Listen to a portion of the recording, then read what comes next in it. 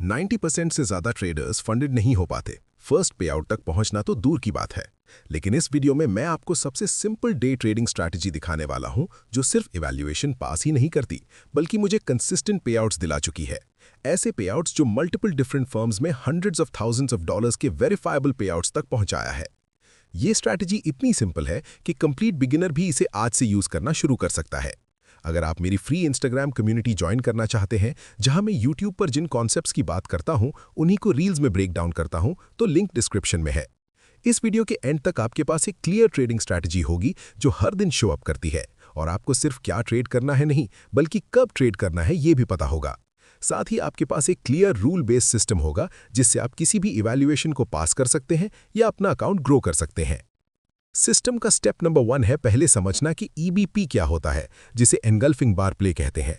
Simple शब्दों में, जब बुलिश एनगल्फिंग बनता है तो प्राइस प्रायर बार का लो स्वीप करता है और प्रायर बार के ओपनिंग प्राइस के ऊपर क्लोज करता है। यही बुलिश एनगल्फिंग की हमारी डेफिनेशन है। इसी का उल्टा जब बेयरिश एनगल्फिंग बनता है तो प्राइस प्रायर बार का हाई स्वीप करता है और प्रायर बार के ओपनिंग प्राइस के नीचे क्लोज करता है। ये बेयरिश एनगल्फिंग कहलाता है। अब ये इतना इफेक्टिव क्यों है, इसके बारे में हम आगे बात करेंगे, लेकिन मेन रीजन है रन ऑन स्टॉप्स। बेसिकली यहाँ ट्रैप ट्रेडर्स बनते हैं और इसके साथ आता है डिस्प्लेसमेंट, जो एक स्ट्रॉन्ग एनर्जेटिक पुश होता है उन लोगों के खिलाफ जिन्होंने शॉर्ट सेल किया होता है या जो इस एरिया में फंसे होते हैं। स्टेप नंबर 2 पर जाने से पहले इसे ऐसे समझो। हर सिंगल कैंडल, खासकर हायर टाइम फ्रेम जैसे डेली टाइम फ्रेम पर, एक हाई और एक लो बनाती है। उस हाई के ऊपर रेस्टिंग बाय स्टॉप्स होते हैं और उस लो के नीचे रेस्टिंग सेल स्टॉप्स, मतलब प्रायर डे लो के नीचे लिक्विडिटी होती है। अब जब मार्केट नीचे की तरफ जा रहा होता है और लो के नीचे ब्रेक करता है, तो बहुत से ट्रेडर्स उस लो के नीचे शॉर्ट करना शुरू कर देते हैं। लेकिन जब अचानक स्ट्रॉन्ग एनर्जेटिक पुश उनके ऑपोजिट डायरेक्शन में आता है और मार्केट स्ट्रॉन्ग क्लोज देता है, तो इसका मतलब ज्यादातर ट्रेडर्स ट्रैप हो चुके हैं, और यही हमें एज देता है। क्योंकि अगर हमें पता है कि ट्रेडर्स इस एरिया में ट्रैप्ड है, तो हाई प्रोबेबिलिटी है कि मार्केट ऑपोजिट डायरेक्शन में हायर मूव कर सकता है। अब ये हमें स्टेप नंबर 2 पर लेकर जाता है। अब हम इस सेटअप को रन ऑन स्टॉप्स के साथ ढूंढेंगे। इसके लिए हम की लिक्विडिटी पूल्स यूज करेंगे, जैसे prior high, prior week high, Friday low और प्रायर वीक लो। यहाँ बेरिश इनगल्फिंग के एग्जाम्पल में हमें की लिक्विडिटी पूल आइडेंटिफाई करेंगे और आइडियली इसे 4 आवर टाइम फ्रेम पर ढूंढेंगे। उल्टा यानी बुलिश साइड में हम यही सेटअप प्रायर वीक लो के नीचे या प्रायर डे लो के नीचे ढूंढेंगे, और आइडियली इसे भी 4 आवर टाइम फ्रेम पर ही देखेंगे। जब हमारे पास स्टेप 1 और स्टेप 2 की ये रिक्वायरमेंट्स पूरी हो जाती हैं, तब हम नेक्स्ट स्टेज पर जाते हैं कि इसे कैपिटलाइज कैसे करना है। स्टेप नंबर 3 में हम ईबीपी कैंडल की रेंज मैप करेंगे। हम स्विंग लो से स्विंग हाई तक एक फिब ड्रॉ करेंगे, और थोड़ी देर में मैं आपको इसकी एग्जैक्ट सेटिंग्स भी दिखाऊंगा। फिर हम नेक्स्ट कैंडल में वेट करेंगे कि मार्केट रिट्रेस करे 25% से 50% तक, या अगर डीप रिट्रेसमेंट हो तो 75% तक। इस रिट्रेसमेंट कैंडल में हम बस किसी बाइंग अपॉर्चुनिटी को ढूंढेंगे ताकि अगले मूव अप को कैच कर सके, चाहे वो उसी कैंडल में हो या नेक्स्ट कैंडल में। बेसिकली हम इस रेंज के अंदर बाइंग अपॉर्चुनिटी ढूंढते हैं ताकि नेक्स्ट मूव अप को कैप्चर कर सके अगले या सब्सीक्वेंट कैंडल्स में। ये स्ट्रैटेजी नेक्स्ट फ्यू कैंडल्स की डायरेक्शन फाइंड करने में बहुत इफेक्टिव है। यही हमें मार्केट में एज देती है। अब चलिए चार्ट्स पर चलते हैं और मैं आपको दिखाता हूं कि इसे रूल बेस्ड सिस्टम के साथ एग्जीक्यूट कैसे करना है। एक सवाल सोचिए, अगर आपके पास एक सिस्टम हो जो एक्सट्रीमली इफेक्टिव हो और सबसे जरूरी सिंपल हो, तो क्या वो आपको बेटर एग्जीक्यूशन करने में हेल्प करेगा या आपको ज्यादा पेशेंट बनाएगा, क्योंकि आपको पता है कि आपके पास विनिंग स्ट्रैटेजी है। ज्यादातर ट्रेडर्स अनप्रॉफिटेबल इसलिए हैं और इवैल्यूएशंस पास नहीं कर पाते क्योंकि उनके पास ऐसी स्ट्रैटेजी नहीं है जो इफेक्टिव भी हो और सिंपल भी, जिससे एग्जीक्यूशन आसान हो जाए। और यही मैं आपको इन एग्जाम्पल्स में दिखाने वाला हूं। यहां हमारा पहला एग्जाम्पल है। सबसे पहले हमारे पास ईबीपी कैंडल है, जहां मार्केट प्रायर बार का लो टेकआउट करता है और ओपनिंग प्राइस के ऊपर क्लोज करता है। मुझसे अक्सर पूछा जाता है, क्या इसे प्रायर बार के हाई के ऊपर क्लोज करना जरूरी है? नहीं, ऐसा जरूरी नहीं है। मैं इसे ऐसे ट्रेड करता हूं कि जब तक कैंडल अपने ओपनिंग प्राइस की बॉडी के ऊपर क्लोज करे, वही हमारे लिए ईबीपी है। तो अब हम क्या देख रहे हैं? जैसा स्टेप नंबर 2 में बात की थी, हम बस ये देख रहे हैं कि मार्केट किसी की लिक्विडिटी पूल को स्वीप करे, और यहां हमारे पास प्रायर डे लोज हैं जिन्हें हम मार्क करेंगे। यहां हमारा प्रायर डे लो है और यहीं हमारा ईबीपी कैंडल फॉर्म होता है। अब हम स्टेप नंबर 3 में जाते हैं, जहां हम ईबीपी कैंडल की रेंज डिफाइन करेंगे। हम स्विंग लो से स्विंग हाई तक फिब ड्रॉ करेंगे। फिर हम नेक्स्ट कैंडल का वेट करेंगे कि वो 25% या 50% तक रिट्रेस करे। चलिए इसे ऐड करते हैं। जब आप फिब सेटिंग्स में जाते हैं तो आपके पास 0, 0.5 और 1 होगा।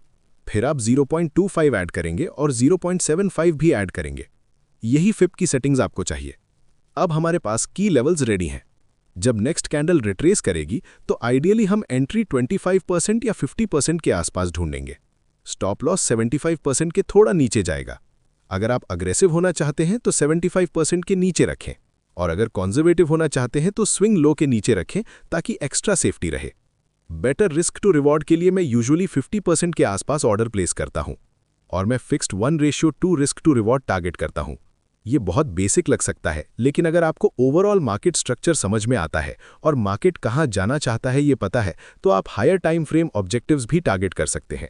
जैसे यहां कोई इनएफिशिएंसी हो, फेयर वैल्यू गैप हो या अपोजिंग लिक्विडिटी हो। अगर मुझे बुलिश सेटअप मिला है और सामने लिक्विडिटी है तो मैं ट्रेड को और आगे तक रन कर सकता हूं। लेकिन अभी हम इसे सिंपल रखेंगे और फिक्स्ड 1:2 रिस्क टू रिवॉर्ड ही टारगेट करेंगे। तो हम 50% के थोड़ा ऊपर बाय लिमिट प्लेस करेंगे। स्टॉप लॉस 75% और 1 के बीच नीचे रखेंगे ताकि थोड़ा ब्रीदिंग रूम मिले, और target fixed 1:2 risk to reward होगा। अब नेक्स्ट कैंडल में ऑर्डर फिल होने का इंतजार करेंगे और देखते हैं आगे क्या होता है।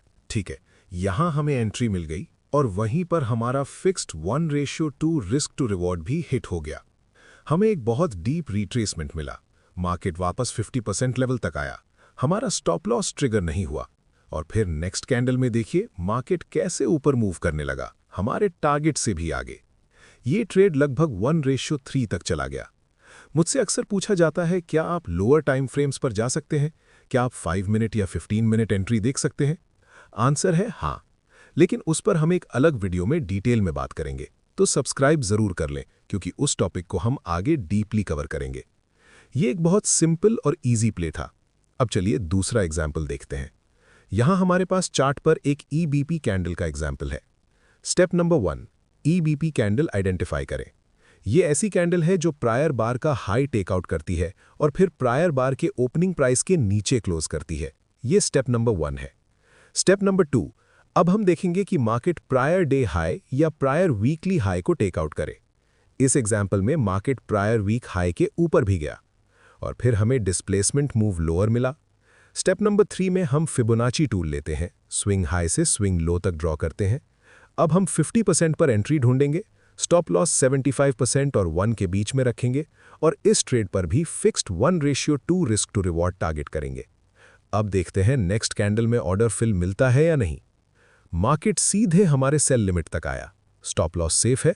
अब देखते हैं टारगेट हिट होता है या नहीं, और वहीं मार्केट ने हमारा 1:2 हिट कर दिया। अगर आपको कॉन्टेक्स्ट समझ में आता और हायर टाइम फ्रेम ऑब्जेक्टिव होता तो आप इस मूव को मैक्सिमाइज कर सकते थे।